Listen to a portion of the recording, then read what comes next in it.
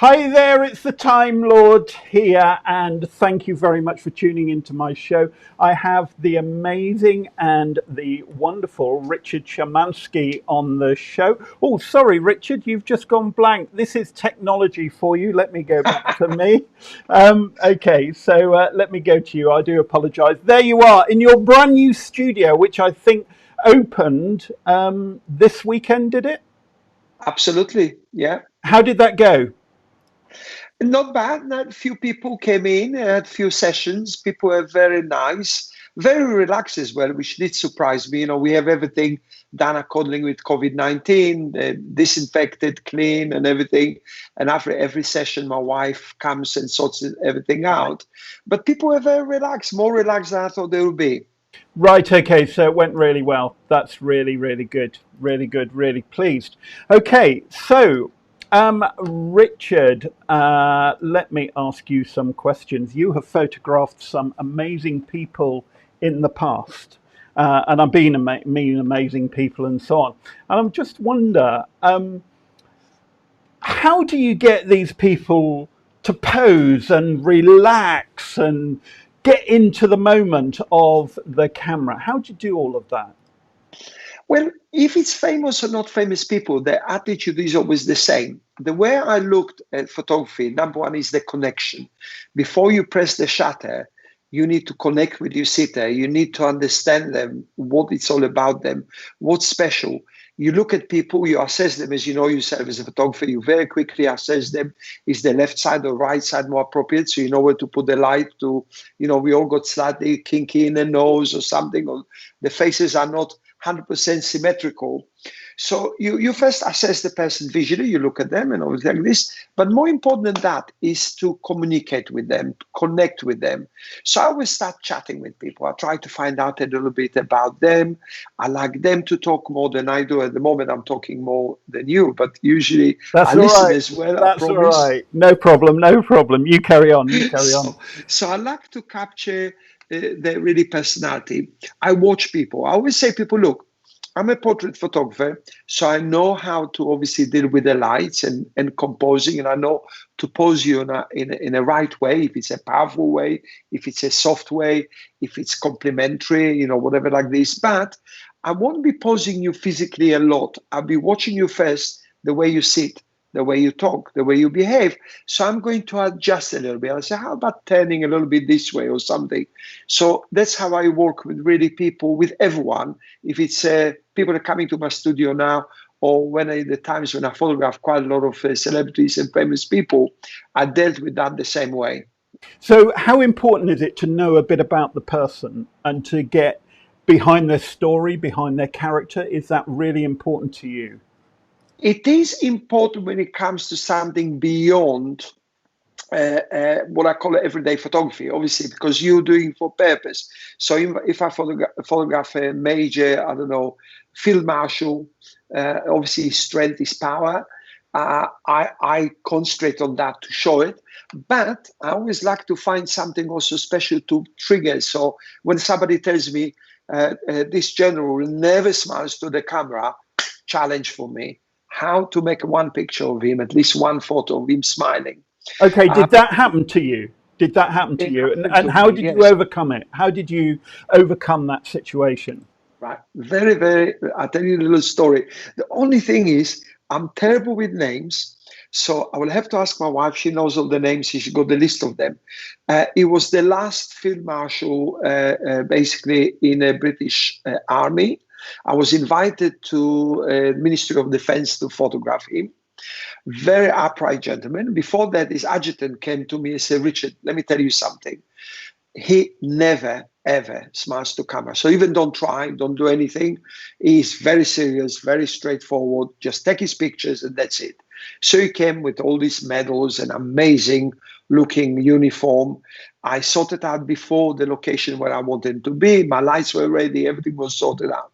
And I took a few pictures. First, I spoke to him a little bit and I told him, that I would take some nice pictures of him, and I want him to be relaxed and comfortable. And I learn about him a little bit. So I read about him more. I said I was very obviously privileged to photography, and I want to do something very nice for him.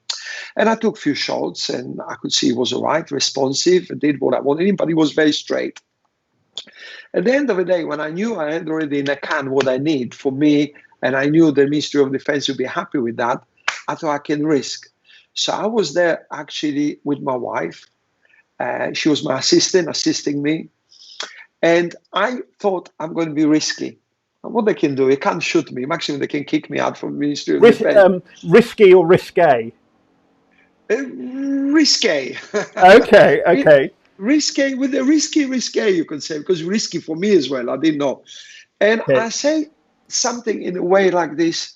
I'm sure that beautiful women, it's something very pleasurable for you. You must have, when you look at somebody really beautiful. And I say, I'm very privileged having a beautiful wife myself. And he cracked a smile. And it was bang, I had a shot. So it's basically something in his mind, obviously triggered, without being rude and something, crazy. So you can do that different ways. So you always try to capture something like that unusual. Right, okay. So you photographed quite a few famous people. I don't know whether we can mention them. Can we mention a few of them I know of? Like Prince William Yeah. and his wife. God, I'm terrible at flipping name. Kate. Kate Middleton, I photographed her. She was a little girl. She was only 9-year-old. Yeah. And I photographed as a bridesmaid, yes. I mean, a story, if you want another actually army story, I'll tell you a funny story. I was photographing Harrow School, and I photographed Eton College. So obviously I had amazing people and the boys that I photographed there. But once I never forget that, and actually remember him, General de la Billière. I remember his name, because he was before the Desert Storm, before that happens, and he came to inspect the Harrow School boys. They belong to the army unit. I forgot the name of that. Again, the youngsters when they do it, and they were the cadets, marching. like the cadets, yeah. exactly, the cadets, and they were marching in front of me, and they were saluting him and everything like this. And I took some pictures of him, pictures of that, and the event. And as everything finished, we were walking with the headmaster of Harrow School and himself and a couple of other adjutants and a few people. And as we're walking, we have a laugh, and I talked to him about my military experience. We just have a bit of laugh. As we're going in there, he decided to climb over the fence to shortcut instead of going around. And I couldn't miss it. Bang! I took a shot of him as he's climbing over the fence. And he says, "Oh my God, Richard, this picture can make you a fortune. Please, don't use it in publicity, but you got me." And very shortly after that, there was obviously the event in Kuwait and everything, all that. It was Desert Storm. And I thought, my God, this picture, if I would be published I promise him I won't, in a press, I would make a fortune, because he climbed over the fence, like he climbed, when he went to being the commander of the Desert Storm. Yeah. It was funny. So that's an interesting point, actually. You started off about treating people nicely and well, and that's with respect. And I've had on in the past some people, a lady she's coming on again in September. She wrote a book called The 4 Money Mindsets, and then with her was on the show a guy called Pete Avery, who's ex-senior picture art director of Vanity Fair, Times, Guardian, and so on. Yeah. And he had a lot of wealthy people. And Karen Sutton-Johal, who wrote The 4 Money Mindsets, she knows some wealthy people, but she couldn't say who they were and so on, and famous people in her job as credit, debt counseling, and so on. And the book I recommend. But they both had such a link that I never expected until the show started, which was treating people with respect. And then also what came out as well, part of treating people with respect is trust and confidentiality. And Yes. There you've hit it as well, but it doesn't have to be a famous person to have that same sort of attitude with them, does it? You, with all your subjects, they say the eyes are the windows of the soul, and you're photographing people in vulnerable situations, some of them, they may have had a bad day. They may have kicked the cat and shouted at the wife or whatever it might be, or kids may not be up for it or whatever. But it doesn't matter who it is, does it? I mean, we No. all like to hear the stories of the famous people, but how do you cope with the stressful kid, the families, the couples who perhaps aren't gelling and so on? Have you got any tips or tricks of what you do Very, there? very good question. And yes, I have. Well, number one, I come from the point of view with everyone. If it's a photography or a person you are meeting, you anyone, I like to treat people the way I would like to be treated. I Yes. would be treated with respect, with friendship, and I'm Yeah. not a glass through people looking through me. I want to be known. I'm in front of you, you in front of me. So whoever comes to my studio, and if it's a family, if it's individual, if it's a businessman, doesn't matter. Number one, give them the respect. I like to be friendly, communicate with them, and to feel them that I'm not going to do anything which is going to endanger in any Yeah. way. It means they won't Yeah. get bad picture. I'm not going to photograph him sticking finger up his nose, and I won't take this picture. Actually, very quickly diverse. I photographed the Queen. I can say that. Oh, And I wow. photographed the Wow. Queen in a situation when we were in a tea party in Harrow School. And I was the only one. There was no press, nobody, me, the Queen, the headmaster, and a couple of other people. And she had a tea. And there's only one thing, and I wouldn't do it anyway. But somebody came to me and says, Richard, you can do whatever you want, but please don't forget the Queen when she's drinking or Drinking. eating. But you see, I wouldn't do it. Even if they Yeah. wouldn't tell me that, I wouldn't do it. So coming back to the studio, when somebody comes to me in the studio, I like to, like we say, show them the respect, show them that I believe I produce something good. And I find out what triggers them as well. So some people are very shy. So I'm becoming Yeah. slower, I speak slowly. I mirror people. Somebody's excitable like me, I'm more excitable. So I will go bang. I see some kids who are frightened of the bang. So I'll go gentle with them. Yeah. Some kids love it because they think I'm nuts, I'm crazy. So they gravitate towards me. And my biggest reward is really, let me tell you that people come to me years later. He say, my little Johnny always remembers you because you were such a madman. He'll say, can we go back to the man Yeah. to his studio?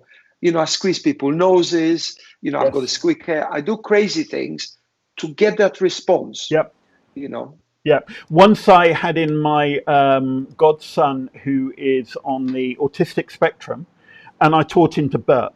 Couldn't quite get it out of him. He was concerned in his own world, and I just I can do it. I can do it towards so.